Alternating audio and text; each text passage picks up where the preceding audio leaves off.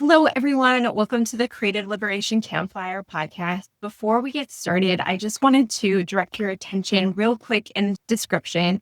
I have a few things that are coming up this month here in June that you can sign up for right now. This on June 23rd, I'm going to be joining with the Aligned AF Summer Camp Summit. And I'm going to be having discussion with everyone on deinstitutionalizing daily life and business. And what's great about this right now is it's totally free and you can sign up right now for the waitlist with the link in the description. I would love to see you there.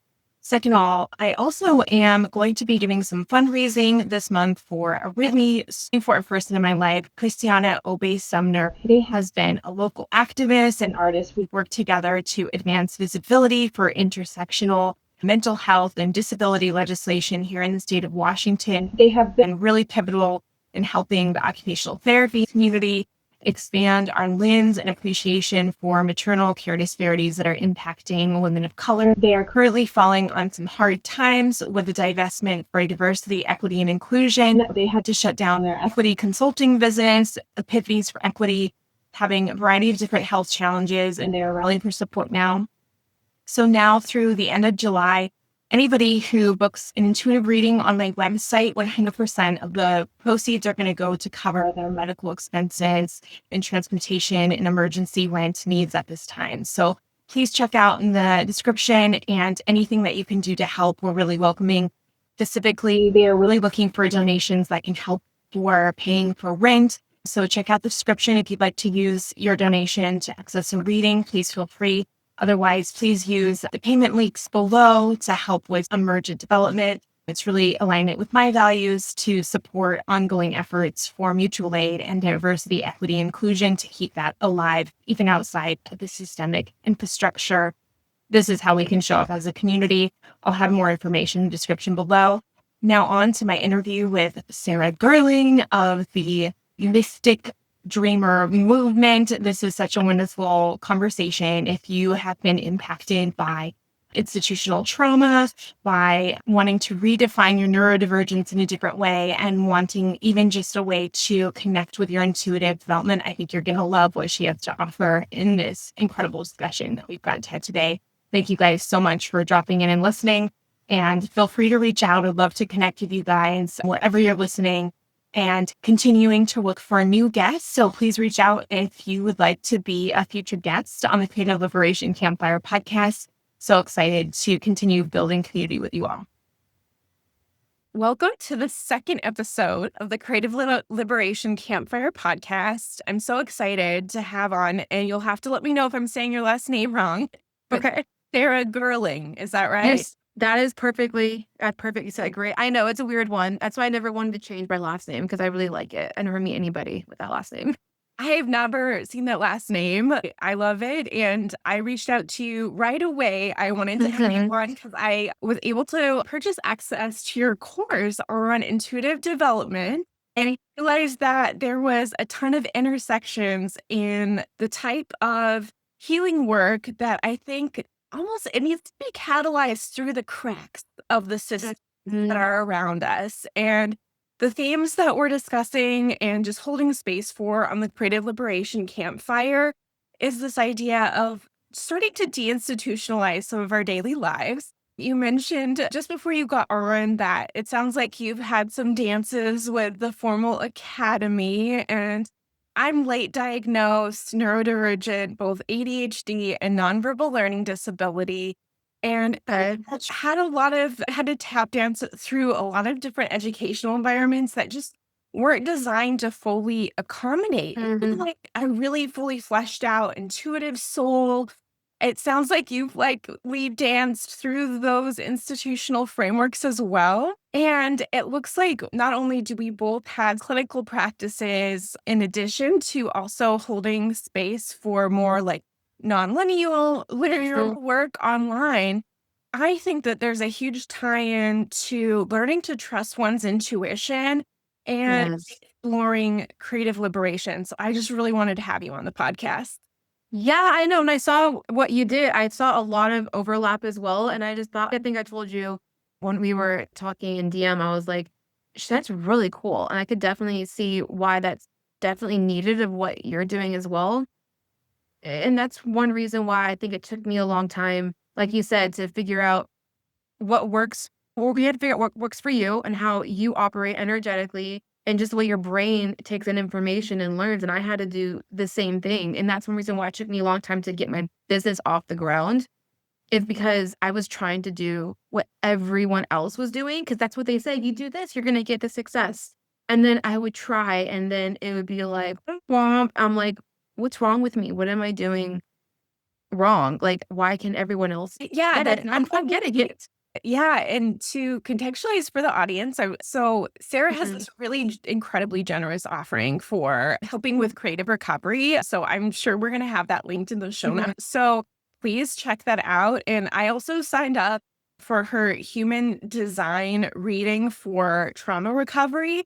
And I think that's a wonderful segue of Mhm. opening up the intuitive box. Last time on the Creative Liberation podcast, we talked a little bit about utilizing tarot as an intuitive creative recovery art form.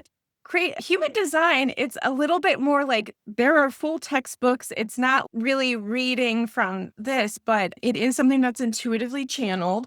But to me, human design, it's like the neurodiversity of, I don't know, these person, like it weaves in the I Ching, Yes. The astrology, but I've Kabbalah, quantum physics. There's so many different layers that it's not just for some people. I feel like, oh, that's too low for me to feel like that actually is going to be helpful and accurate. But it's actually no, it's actually backed by science. And there's a lot of studies done that show how accurate it is, especially when you dive further into it. And it's super amazing. It's newer though. It's much newer. I think it was channeled by in the 80s. I forget exactly what year, but it's definitely becoming more popular though. No, definitely. And actually, a lot of what we know about neurodivergence in general also has been from the 1980s onward. And Mhm. there's a lot of spiritual prophecies about those of us with autism, with ADHD, that we're also ushering in a new consciousness for the planet Mhm. and different ways of relating to how we create. You mentioned that you've been working very actively with human design over the past year and a half or so. Human design, was that a tool that was able to help you break outside of the traditional online business boxes? Did that help you? Yeah. Yes, 100%. It was one of those things, like I said earlier, where I was trying to do all the things, definitely imposter syndrome, shiny object syndrome, just trying to figure it out. And I think a lot of people will agree that you don't find human design finds you. And it did. And I was scrolling on social media one day and I saw an ad for human design for business. And I remember thinking it looked cool, but I was already so overwhelmed with everything else I was doing. I remember being like, that's cool, but not now. I cannot take on another system. I cannot. But it kept coming back. And I said, okay, fine. So I finally clicked on it and it was a free masterclass and I was immediately hooked and I never stopped. And I think that's what's interesting about human design is that there is so many layers. It's so nuanced. There's so many things. You could bleed down that rabbit hole for years. And that's one thing I really loved about it because I realized about myself personally and just in my design that I get bored very easily. Stimulation needs to be constant. And so once I master something, okay, Yeah. now what? I'm ready I'm for the next thing. I'm exactly the same with Okay. me. That's incredible. Do you mind sharing a little bit about what your human design type strategy authority is? Oh, yeah, sure. So I am a 3-5 sacral generator. And so that was something just reading about how the 3-5 in general, along with the generator energy, is something I really resonated with because even ever since I was a little kid, I've always been somebody who's been very authentic, been very outspoken. I've been very energetic, very just not to toot my own horn, but just like a light, right? A flight of energy. But that's why I also had difficulty growing up because, especially when you're a kid and everyone's trying to figure themselves out. When you have someone come in who's just themselves and is just And as a woman, As a woman, yeah. yeah, a developing young girl, I'm a Girl. manifesting generator as Yeah, well. I saw. It's funny, yeah, that's right. Some of the messaging that comes in from society, or like the not self, there's so much pressure. Some of these traits, I, I'm somebody that part of how I navigated some of the hardship and some of what I call the institutional and systemic trauma, which I know were foreign or news to you because you also have a practice as a clinical social worker. So many of my personal coach, Jen Barnes, my ADHD coach, she's a clinical social worker. Nice. Research collaborators are social workers, or the most unsung heroes. And thank you. It's also true. No one ever says thank you to social workers. I think we take kids away and that's about it. It's what we do apparently. Oh, no. Social workers, that is if you want to land home after a significant illness or disability, if you have a really strong social worker and occupational therapist on your side, you'll hopefully not have to end up back in the hospital. And after too long, that's the sector Yeah. I'm working in. Social workers are amazing.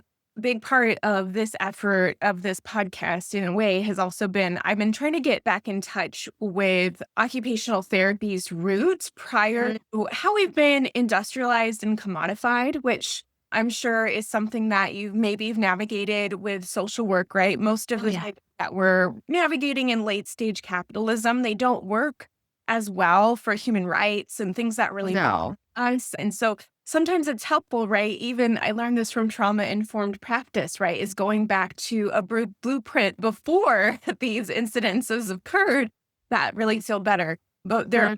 factors of the sounding of social work and occupational therapy that overlap with the arts and crafts movement and responding to crises after World War One and the Spanish flu pandemic. One of our founders, Eleanor Clark Schlegel, was trained as a social worker. And the idea of occupational therapy really came from connecting folks that were being institutionalized for a variety of different reasons, really starting out with mental health, but providing meaningful activity really through a lot of arts and crafts. The Creative Liberation podcast, that's something that I'm doing for my own healing, is Yeah. I've had all these blocks around creativity, which is part of why launching the Creative Liberation Camp, hopefully in July, if not August. Okay. These set up. And we're going to go through the artist's way, which has other elements of getting back in touch with one's intuition. And Yeah. wanted to talk to you about is some of those blocks to finding our authentic voice, which I think is very common for women, and especially For sure. operator, if you are very bold, energetic, things that maybe would be prized if you happen to have an XY chromosome. The fact that you have an XX chromosome Yep.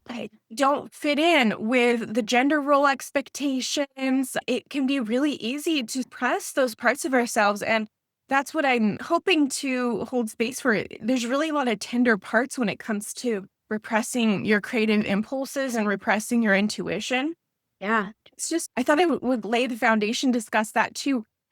What drove you to look at intuitive development, and how do you see that weaving together between recovery, human design, those sort of things? Oh, it's a long story, but ever since I was little, I've always been drawn to the mysticism, magic, all of that stuff since I was little. And it probably wasn't until I was out of college that I remember, because I worked in different settings. And so one of the main things I worked in was hospice for a very long time. And one of the things I did, they needed somebody to be like a coordinator of their volunteer program. So I interviewed volunteers. And I met a girl who came in and she was a Reiki healer. And I was just like, what? People do this? Anyone can just practice and just learn? I didn't know that it was something you learn growing up in the movie and that kind of stuff. Oh, you have to be like, quote unquote, psychic or just to talk to spirits or whatever in order to be considered intuitive. And I realized when I started opening myself up to the possibilities that I could actually possibly be intuitive, it made me look back at my childhood and myself growing up and realize I had a lot of instances where my intuition was telling me messages and trying to guide me towards doing what was best for me. But it was always not just blocked, but it was always, like you said, it wasn't celebrated. It wasn't something that I was pushed to do. And also because of just the environment I grew up was very chaotic. I grew up with a parent with a borderline personality disorder. So it was a lot of emotional, physical abuse. It was a lot. I learned from a very young age I had to take care of somebody else. And as especially the oldest child in my family, I took on a lot of responsibility at a young age. And so it really turned me into what everyone knows as a people pleaser. And it's funny, it wasn't probably even until grad school I was even comfortable saying out loud, I grew up in an abusive household. I grew up in a household where there was some people consider domestic violence.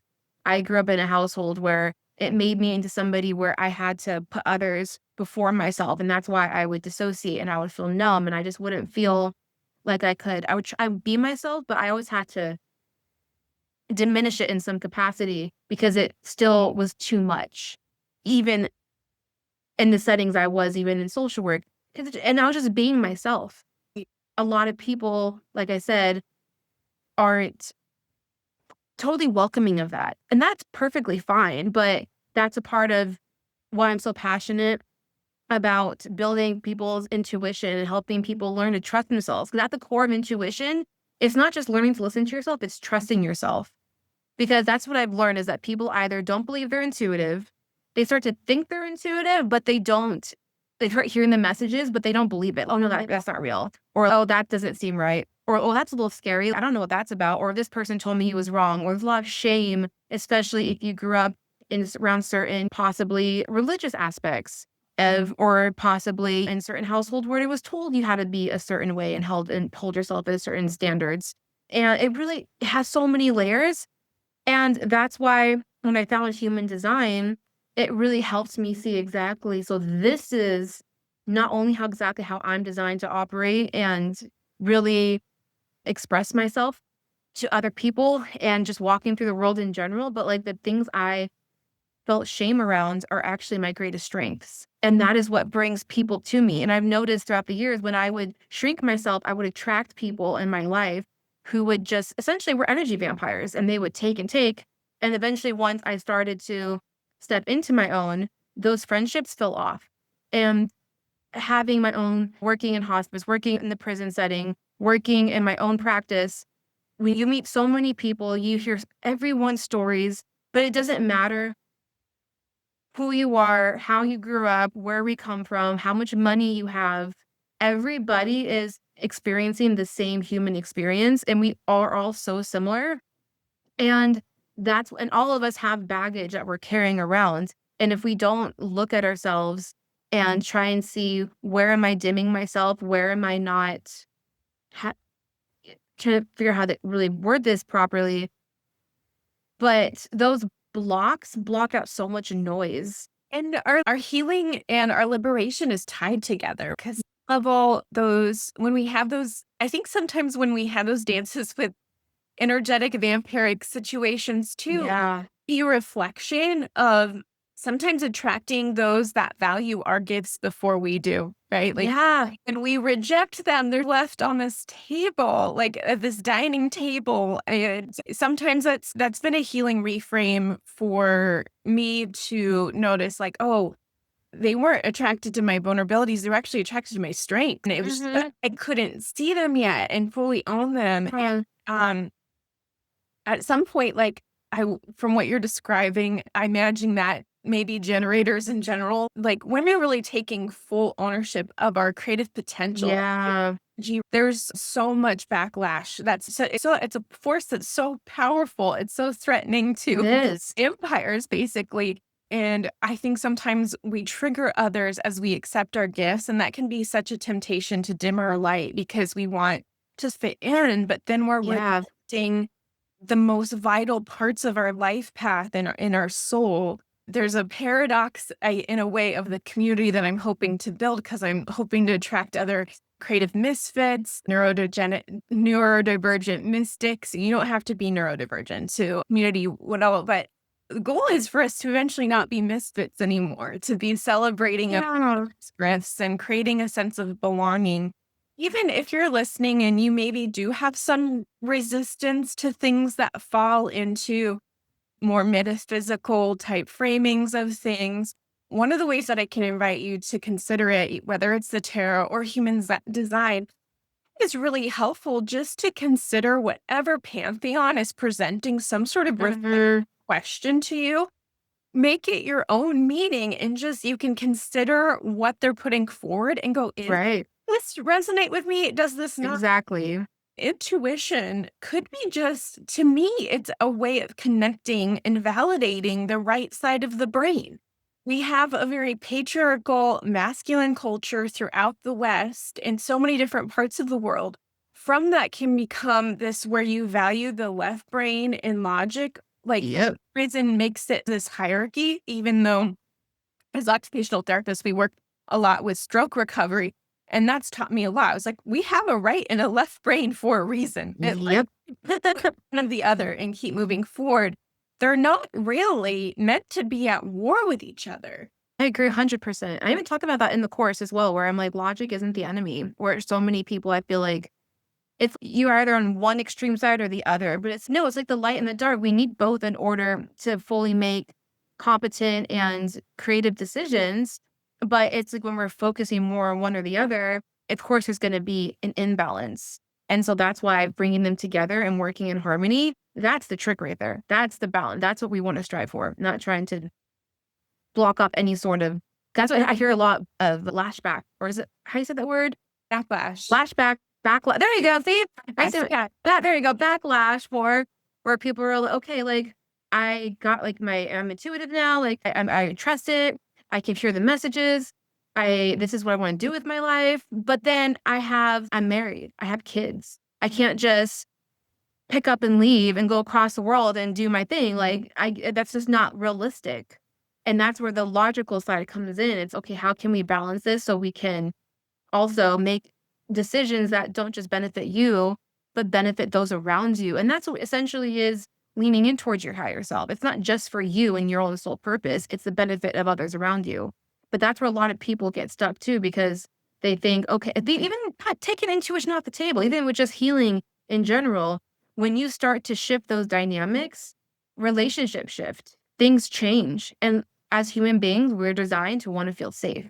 And when we're put in situations where even though we're not in a healthy dynamic with somebody, we're used to it and we don't want it to change to a certain capacity.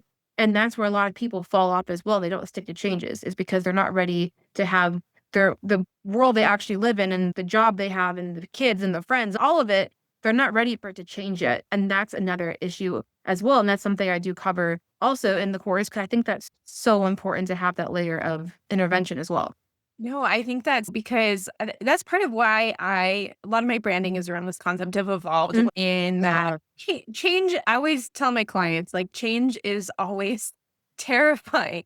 Yeah. We really think of it, it's almost always for the better in many ways. We are, I think, designed to evolve and grow and learn for our time from the time on the planet. Things I've learned a lot from social workers and the contribution of social sciences is also looking at the interplay between the individual and the collective and Yes. seeing and expanding that picture. That I like that there's a lot of stereotypes. Like previously you talked, I've been working with tarot for the past 10 years, but in the past year, like you were saying, you were on a journey with human design. Human design is newer to me. I'm gaining a lot from it. And I think that your offerings, so far in my exposure, are quite unique. I've worked with quite a few different human design coaches as it relates to business over the years. And you're the first that I've seen apply it with having unique approach to trauma and healing recovery and to look at those nuances, which I really appreciate. But I like that you're offering that sense of I've been using part of what I love about the tarot is that to me, it's a folk art in mysticism. Yeah. It's a great optimistic example of something that maybe started there's so many different pantheons incorporated in the writer deck and whatnot. But I get so inspired by all the different artists all over the world that evolve it and make it their Yes. and can use it as a tool to feel Mhm. wanted in times of change. And that's so there's a stigma in I imagine that we're both alike in finding Mhm. creative outlet online outside of traditional clinical practice because there's Yeah. stigma in utilizing these lenses in traditional clinical care. Even though if you go back to I love that you're working in hospice. Transitions is very near and dear to my heart. And I think a lot of us Same. that do have Mhm. gifts that we're born with, too, those that have really defined and are inclined towards the intuitive arts, they used to be the medicine women and the medicine men for the community and helping with those transition. And intuitive development is a huge part of Icelandic culture and things like that. Part of this is a long and about way of I love this idea of connecting with your own intuition just as a human being. That's where our survival instinct is. Yes. And spirituality, it doesn't separated from religion and separate from institutionalized framework. Yes. I think to me, tarot is optimistic in that because it's not it people can use it in a dogmatic way, in a way that Yeah. forms and reproduces power dynamics. But to me, it's optimistic that there's some flexibility in it to implement it in a trauma-informed way. And it sounds like that's something that you're endeavoring to do with human design and Yeah. is to make these things invitational and agency affirming. But maybe if up in like a secular environment or maybe had some religious trauma, Yeah. it's still for me, it was I went into the hard sciences and really did that thing where you just only worship the left brain for so long, and it hurt me so much And because it's interesting. But I thought it was interesting that you said that. And I thought this earlier, and I'll tell you before well, you continue. yeah, Is that because you sent me your report before we hopped on, so I was skimming it because I was just really curious. I know you told me you're a manifesting generator, but I was like, I'm curious though because just because you're a manifesting generator doesn't mean you're gonna have the same design as another manifesting generator. Same thing as a generator. Because if you compare our charts, like I literally, it's funny. I only have my sacral and my root defined. Everything else is wide open. You have so much definition. I was going through your whole chart. I was like, when are you gonna get to open areas? I bet she has a spleen, open spleen, and you did. You have an yeah. open spleen, open root. But it's interesting that you said that you were leaning on the left side for so long because you have that defined head and mind. And people who do have defined heads and minds tend to be very logical and they lean into that. Like I said, not the balance on the side where it's just not gonna be beneficial towards your growth. And that's exactly sounds like what you went through. Yeah, no, that's been 100%. That's let this be inspiration. If anybody's listening and you haven't and been exposed to human design yet, do you have an offering? Can people get their chart on your website or something like that or in your favorite? I'm working on it's one of those things where I'm a one woman show right now. So you're creating it's a lot for people who don't do this work. It's a lot of back end stuff, but yes, I do have offering for just people who just want to buy the human design trauma report, and I do have plans to create more reports in the future, specifically just for intuition or just for even for beginners who just want the kind of report that you have, where you're just getting like the overall concept of my design and like getting to know it from that lens. So yeah, I do have people, if they would like to buy it, they can. If not, totally cool, but it's there if they would like it. You'll have these aha moments just like that, and it'll have a way of grounding and making meaning of a lot of your life experiences and putting things together. For me, that's part of why, and that makes sense that those parts are like not defined or not filled in to the extent navigating the open spleen and open root. I take in a lot of the fears of the collective. Yeah. So not having a spiritual outlet has actually been very like it's impossible to cope without Mhm. also needed things that are a little bit more open-ended, a little bit more Yeah. have space for lots of different communities, not really an authoritarian approach at all. I need a non-authoritarian approach to spirituality. Exactly. And so if any of you that are listening to this and feel like maybe talks about spirituality is triggering from maybe some early experiences with religion like that, I think that something like human design is actually a really great way to maybe start dipping your toes in the water. I Because agree. from what I understand, the person who created it wanted to get rid of a lot of the like ego and cult of personality that happen around. Like every once in a while with astrology, you'll get people that are gurus that will say, "Oh, I'm Oh, yes. better than you do." versus the beauty of trauma healing and intuitive development is these are tools to help you build a relationship with yourself and to trust. Exactly. Self. And that's what, and that's, I think I put that in my messaging. That's the one thing I love about human design is, in my opinion, there is no guru. Yeah. Like even right now, yeah, I technically may know more about the human design, how it works than you do because you're newer to it. But it doesn't mean that like I know more about you than yourself. And that's where a lot of people try to emulate what they see online. Oh, I have to do what this person is doing. That means it's helping them. Therefore, it's going to help me, which could be true to a certain extent. But when you don't honor yourself and honor where your gifts are and what you bring to the table, you're not only doing yourself a disservice, you're doing the world a disservice. Like we need so many more people to be uplift themselves so that they can uplift others, and which is also in the chart. And like I think you said something earlier too, where it's one of those things. If you get into human design and you generate your chart and see what you, there are going to be certain things in there too that you don't understand in terms of, hey, this says this about you, and you might act like this, and you might be like, that literally is the opposite of me. That doesn't make any sense, and that's perfectly fine too. That usually means that because there's two sides of it. There's usually the conscious side, things that we're more aware of.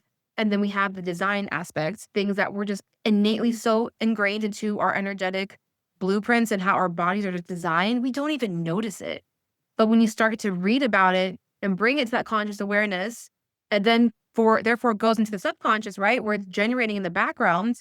And so then when you start walking around in the world and having experiences, the subconscious is looking for those messages to bring into conscious awareness. And so then you're going to go through an interaction and be like, oh, yeah, you know what? That sound like me. And I didn't even realize, I didn't even clock it. Or I don't even know how to work with this energy. But you're going to have experiences that are going to bring that to light. And that's the fun part. And that's the fun part for design. About yourself, no matter what. Exactly. It's both the intuitive development, intuitive arts, using like the tarot, human design, and part of what, and honestly, a big part of why building the Creative Inspiration Camp is I've had so many blocks.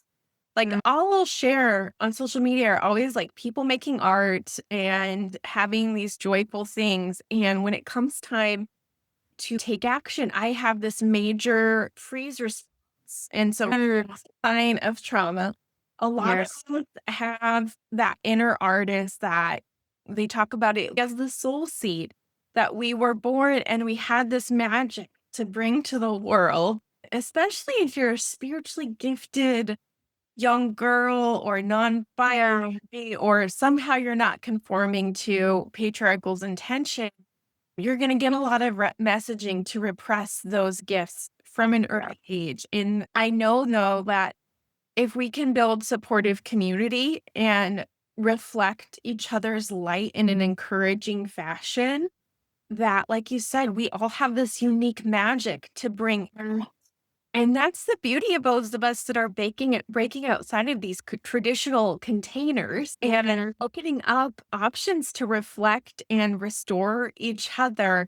We can transform those blocks into like strategic dam removal. There's so much that's needed in the collective. And I think that's why so many of us are so called to these practices at this time. 100%. It's like everywhere you look nowadays, someone's practicing something.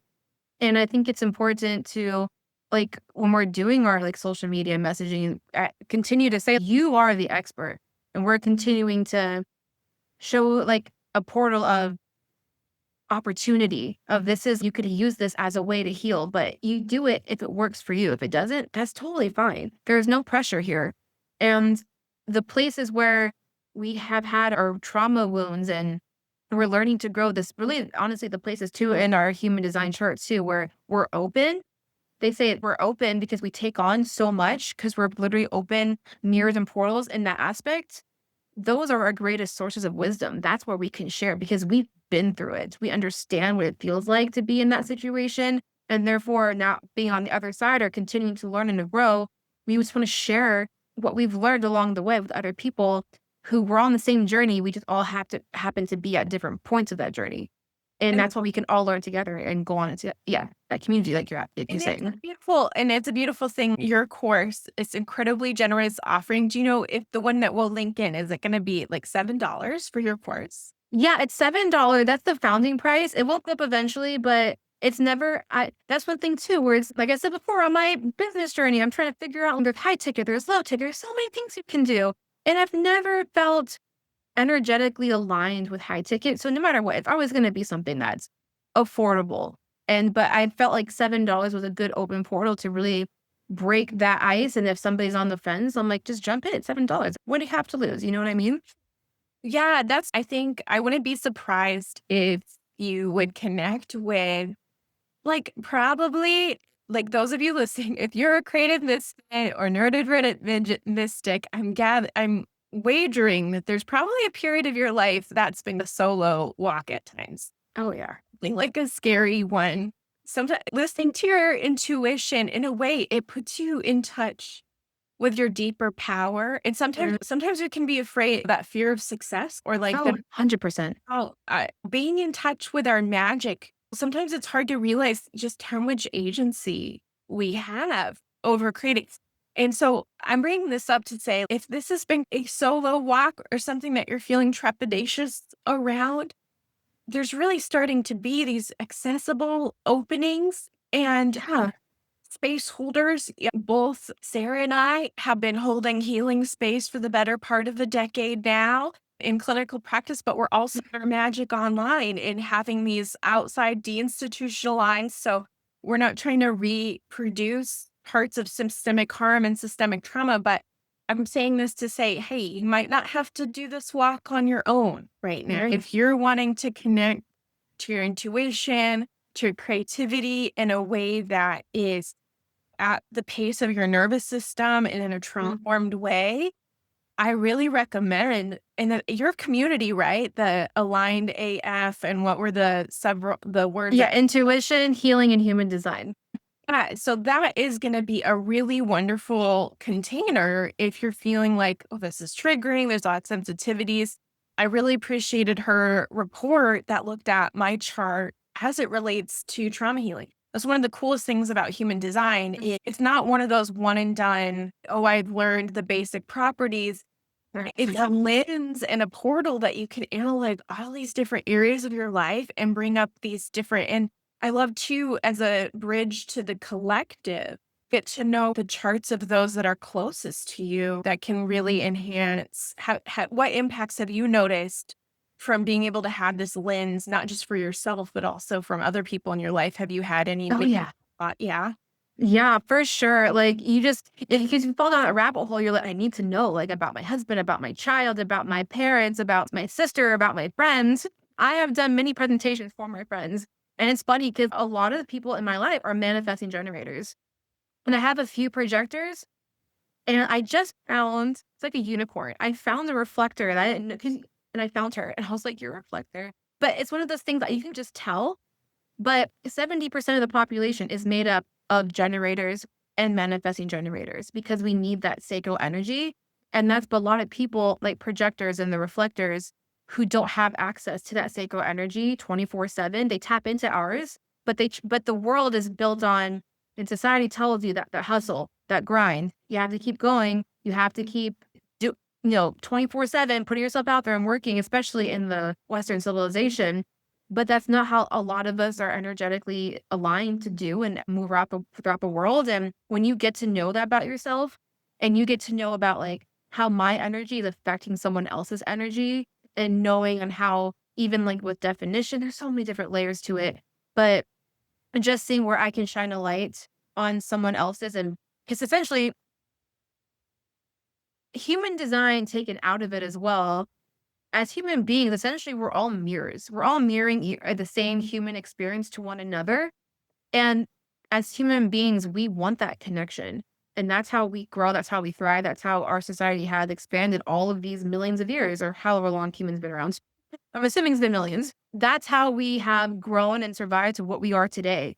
And when we are reflecting back certain things to someone else that they don't necessarily want to see yet, they're not ready to take on, they they see things in you that they admire, but they just don't know with the stuff that they have going on with the trauma and the way they believe about themselves and about the world and how they operate. it can really make it difficult to make those connections sometimes. Like you said, you feel like you're walking alone because other people aren't ready for it yet. And human design helps to amplify that in a way. And I always say, once you peek under the hood of self awareness, you can't just be like, oh, cool. I can't pretend to not see it ever again of how I operate. No, that's not how it works. Once you bring it to your conscious awareness, that's it. If you're not going to take responsibility for that, that's a whole other story. But you can't just pretend you don't see it. Like it's there always. And that's what human design helps in relationships as well. It seems like it's such an ideal bridge to open that box. Like, it's only pretty recently that I've really created a lot of visibility around people pleasing patterns that I've utilized. And I think a lot of that has been steeped in fear, like Yeah. it's like a compromise to maintain some sort of cohesion. When you're walking alone, the odds are, if it has that sense, there's a lot of us that are here to be these trailblazers, to bring back these Yeah. pathways for generations to walk that we may never get to know. And sometimes that can be a mindset shift of, For sure. oh, instead of feeling like, oh, I'm a loner and this black sheep and nobody gets me, take it as this like honor and this pride that like you've been chosen to be this template, to be this strong one that builds the landscape. And I truly believe that a lot of us trailblazing souls that are so big that we're crumbling these institutional frameworks that haven't been serving like anyone, No. we're starting to find each other and reflect and support each other in aligned sisterhood and brotherhood of all different types. And that's really the light that I think both you and I, Sarah, are trying to shine and saying there's hope to find your voice again and transcend from alchemize the people pleaser archetype into an empowered collaborator. 'Cause like you deserve Yeah. and a reciprocal aligned where you're choosing who you're collaborating with and the direction that your gifts are steered in. And that is can be incredibly a journey that Yeah. benefits from supportive communities. Hopefully, if you're listening to this, I'm hoping that you feel somewhat just like curious or inclined to reach out and start engaging in some of these practices really in your own way and to see it as a diverse. Like, I've worked with probably 8 different human design readers at this point. Yeah. We're the barrier. There's no competition and things. It's about opening up to these broader questions of the universe and finding that will to also get through my ancestors are Icelandic. So I'm Oh, really cool. about ancestral connections and finding those gifts. And I think about my ancestors and like the bravery that they had to have to step onto a ship in those free Yeah. waters. Spirit Ugh. can really help, and it can be the one that you create from it. You can put together what makes sense to you and find community around that. With that being said, Sarah, how do you recommend somebody that's just starting out to Mhm. with your work, and what sort of things are you excited about this year that you see potentially coming forward? Oh, that's a good question. I would say someone first starting out, I would say just start with the course. It's very straightforward. But there's a lot of things in there. It took me some time to really compile exactly what I felt would be the most helpful in terms of intuitive development and as essentially a springboard for you to really start digging into all of it. Because honest, and I'll add to what you said too, which is very beautifully said, by the way. That's definitely a defined throat speaking. I'm an open throat, so sometimes it takes me a bit to articulate myself on how to say what I want to say. Fantastic. You're doing fantastic. Thank you. But I was gonna say is that I've noticed for a lot of people, like that mindset shift, like you were saying, like it takes time. Be patient with yourself. And it literally just takes one small step at a time to start changing those belief systems that, oh, hey, like I actually was able to see this thing a certain way. I'm proud of myself. Or, hey, I felt an intuitive nudge and I didn't listen to it. And now this thing happened that I didn't want to happen, but at least I acknowledged that I got the message in the first place. And so I know next time to listen to it and always celebrate every step along the way. Because if I woke up today and said, I'm a millionaire. I'm not going to believe that because I know I'm not a millionaire. But if I said by the end of the year, I want to make like $10,000, I can be like, you know what? That's something that I can believe. And then once I get to that $10,000, and this is all hypothetical, by the way, but once I get to that $10,000 and and I'm like, you know what? That actually wasn't so bad. Let's shoot for 30,000, 40,000. And the more you start, it's the same way along your journey as well. The more you start to make those small steps and start to shift that belief system that you can do it, it makes it 100 times easier to be able to actually honor yourself and take those next steps forward. But I would say just doing the course in general, and it's one of those things too, if starting out in human design in general, I would just start with your type, your authority, and your strategy. Because like we said earlier, there's so many layers to human design.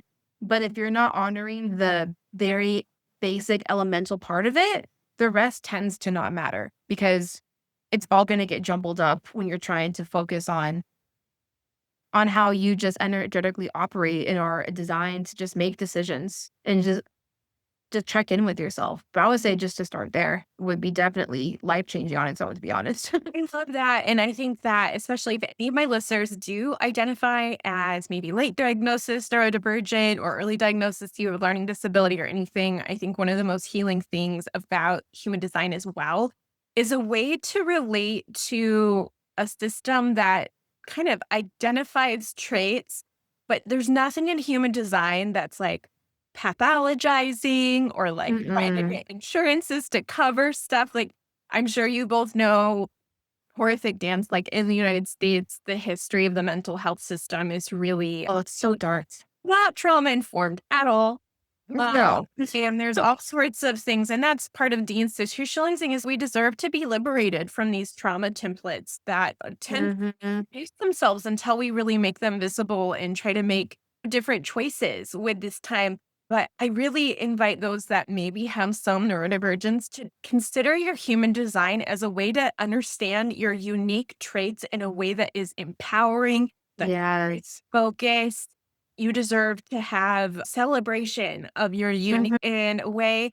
And since this is new to the podcast too, I'll also pitch on my website, josephinepatricia.com. I got the Creative Liberation Starter Kit. It's totally free. And there is a sample of a trauma-informed art workshop with the waves of creative compassion. And I think our work is so aligned. I wouldn't be Mhm. surprised if we do some other collaboration. Oh, for sure. I love collaborating. That's something that is definitely even big on my chart. That's definitely something that, like, especially on a single definition, I tend to be very independent, especially with trauma informed. Sometimes independence can definitely be a trauma response. And so it's definitely something that I'm leaning more towards. Since you asked me, I guess, too, what I'm looking for is collaborating and just meeting more like minded individuals. Because I think the more we all lean into that. Like you said, we're moving into a different part of the collective that's going to be more collaborative and community based.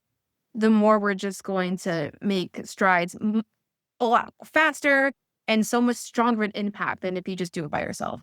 Yeah, and I love one of my teachers talks it calls it holyarchy, like whole where, That's cool. especially a lot of feminine gifts, the Mhm. way that I relate to it, I once worked with a shaman and I had this, it was on Lionsgate Day. And I was expecting that when I went into the trance state, you would see like the lion with the mane. But instead it was, no, it was a circle of the female lions, right? That don't have the mane. And they were Yeah. teachers. And it was really like, and I took in the Lion King so strongly that mythology has guided so much of my life. It's crazy. But women, those of us that are really connected with that feminine flow, which you don't have to have two X chromosomes to connect and vibe with that I flow. agree. But when we're in a circle and we are amplifying each other's gifts, it just really, that's what it's meant to be.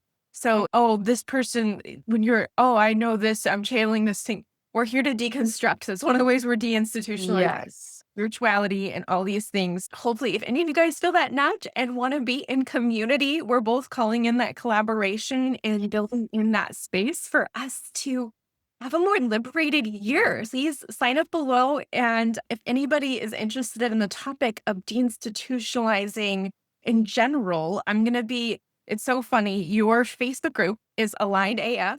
And then Yeah. well, I'm part of an aligned AF community. Oh, that's so funny. I didn't know that. Okay, cool. Which, if you're open to this, my coach there just said, we haven't gotten any clicks on yours. So I'm trying to promote. I'm going to be part of a summit for the Aligned AF Summer Camp Summit, deinstitutionalizing your daily life, this summer camp movement. It's going to be totally free. So Yeah. I'll link to that in our description as well. So if you want to also get a little bit of idea, please check out that summit later this month on the 23rd. Do you have any final words or any other things that you want to leave the audience with today? I feel like we shared a lot of wisdom and just a lot of our own experiences. I think what I would like to just say is just to continue on your journey at your own pace. There is no competition, there is no rush, and honoring yourself and honoring exactly where you are is exactly where you're meant to be. And so just keep trusting that. And the more you lean into that in terms of surrendering toward your experience, even if it's not exactly where you want to be quite yet, like you're going to get there. And opening yourself up to those portals, like you said, like, of your summit, of different free Facebook groups, even aligned AF, like my Facebook group, completely free. You can just learn so much by just being around other like-minded individuals to start expanding that awareness as well. But just thank you for listening and thank you for this opportunity. It's been really fun. Thank you for your generous offering. Intuitive arts have been so vital for me to find a sense of groundedness, to move forward. And I wouldn't be surprised if over time, like if the content putting out there, if it happens to also attract other part clinical, part misfit. Oh, you for sure will. 100%. I know that you have some kinship. We're out there. A lot of us are unmasking, and intuitive arts have been really vital to navigating workplace burnout. One of the final things that I want to leave the audience to consider and how I've related to the intuitive arts as part of trauma healing. Part of the way I think of it is it's just the exact opposite of gaslighting yourself. And Yeah. the traditional therapy, Western therapy models actually are kind of ways of gaslighting yourself. And that's one just to add into the mix. A lot of these things don't have to be mutually exclusive, but learning to trust yourself is so vital in its relationship that you deserve to have while you're in an embodied state. And trust that there are others out there that want to celebrate you in your full expression, especially as a woman that is loud and boisterous and has energy. Know that you belong here and we are celebrating you. Thank you so much, Yeah. Sarah, for helping initiate my second episode of the Creative Liberation Podcast. Totally deinstitutionalized from clinical practices and roles. I would Of course. if yours is also part of why I'm starting with the artist way is Julia Cameron is very clear that artist way is not meant to be therapy. It is not meant to have anybody with any sort of power relationship or wisdom under that. We all have this infinite creative potential as inner artists. Join along if that's part of your year. Please feel free to connect in the loop. And we're wishing everybody a creatively liberated day. Thank you so much for joining. Thank you for having me. Wonderful. That was fun.